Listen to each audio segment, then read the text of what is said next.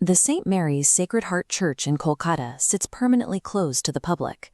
Inside its doors, authorities discovered the remains of Mother Agnes and Father Neil, alongside deep black scorch marks scaling the main altar.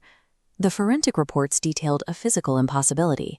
The specific burn patterns on their bodies, combined with a total lack of ground debris, indicated that both victims incinerated while suspended several feet in the air. At the center of this wreckage sat a single survivor, a 22-year-old girl named Maria. A revered religious hostel for young women was now the site of a brutal, physics-defying massacre. We have to ask how a sanctuary of healing became the epicenter of an execution. Tracing the timeline of Maria's possession backward allows us to treat this exorcism as a forensic investigation into a hidden crime. The anomalies began the exact day Maria arrived at the training hostel. While most trainees exhibited a quiet devotion, Maria carried a heavy, catatonic sadness. She refused to speak and actively avoided making eye contact with anyone. Another trainee, Roma, caught the first clear symptom. During an evening prayer, Maria stood in the back, silently mouthing words. When Roma crept closer, she heard two distinct masculine voices overlapping from Maria's throat. This diagram illustrates what Roma found later that night. Maria was sitting in a chair, but her limbs were braided together. Her joints had rotated backward at stark angles that would normally shatter human bone. Her head wrenched completely to one side. When Mother Superior Agnes intervened, the violence escalated. Maria lunged from her contorted position, pinned Agnes to the floor, and tore a chunk of flesh from her arm using her teeth. The church attempted a standard spiritual intervention.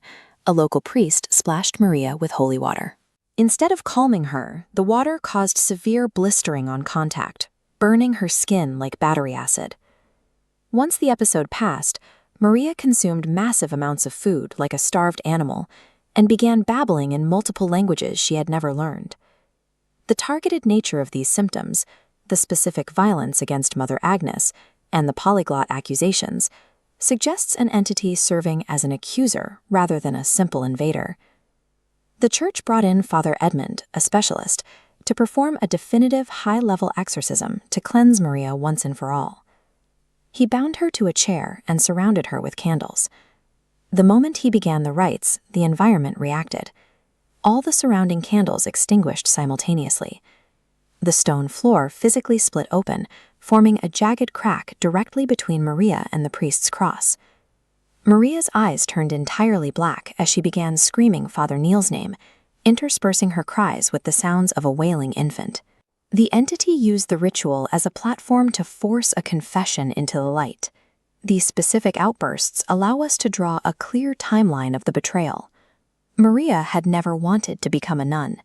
She was secretly pregnant with a child fathered by Father Neil. Confronted with a scandal that would ruin the church's reputation and Neil's career, Mother Agnes and Father Neil circled the wagons. They prioritized the institution over the individual, plotting to eliminate the problem entirely. They brought in a private nurse and administered heavy drugs to force a premature birth. When the baby was born, they told Maria it had died. In reality, Neil and Agnes took the living newborn and buried it in the church cemetery. The violent hijacking of Maria's body functioned as a supernatural whistleblowing event, forcing the reality of a buried murder into the public record. We know precisely what triggered the haunting. Every night, Maria would sneak out to the graveyard, mourning over the dirt where she believed her dead child lay. This created a phenomenon known as sympathetic resonance. Maria's immense grief and consuming guilt over the pregnancy formed a psychological vacuum. That void drew in the restless spirit of her murdered child, along with other dark entities looking to exact retribution. Through Maria, the entity delivered its final judgment to the two people responsible. Speaking in a broken, binaural voice, she announced a single, targeted rule for the room: one sin, one punishment. An unseen force ripped Mother Agnes and Father Neil from the ground, suspending them high above the altar. The church's own candles flared to life, igniting their clothing. The two conspirators burned to ash in midair. Maria survived the physical ordeal, though her mind was irreparably broken by the trauma of the revelation. Following the deaths, the authorities boarded up the St. Marry Sacred Heart Church forever. The true monsters in this story wore the robes of the holy.